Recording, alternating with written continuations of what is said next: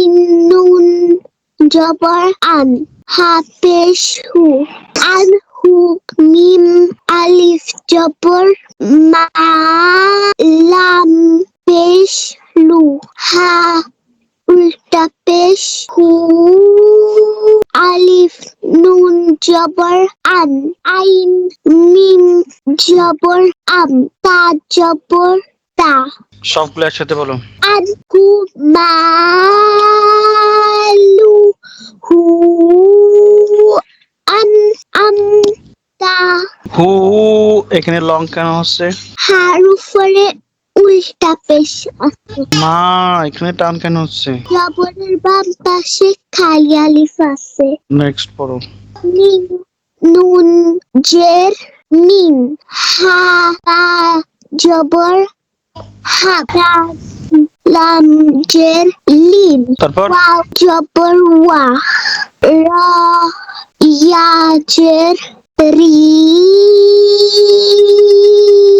গুলো একসাথে বলো। লিন হাব লিল ওয়া রিদ হাব এটা কি করে পড়তে হবে?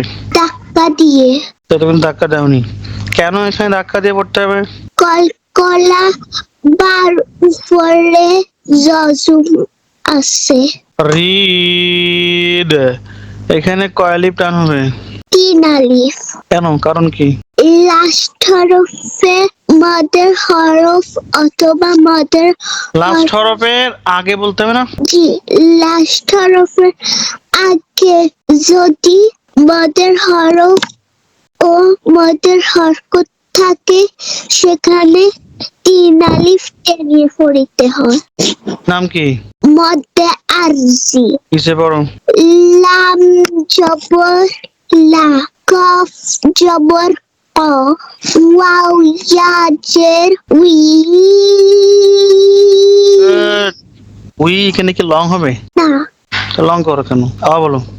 লাম জবর লা কফ জবর ক ওয়াও ইয়া জের উই ইয়া দুই পেশ ইউন আইন জবর আহ জা ইয়া জের জি সবগুলো একসাথে কি হবে?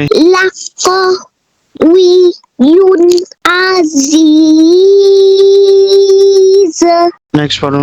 আলিফ জিম জবর আজ রা দুই পেশ রুন আজরুন গইন ইয়া জবর গই রা পেশ রু মিম মিম জবর মাম নুন ওয়াও পেশ নপেশ না সবগুলো একসাথে কি হবে? আজরুন গই রু মাম নুন আজ যেটা কি করে পড়তে হচ্ছে? ধাক্কা দিয়ে কারণ কি? কলকলার জিমের উপরে জজুম আছে। নুন এখানে কয়ালিপ টান হবে। তিন আলিফ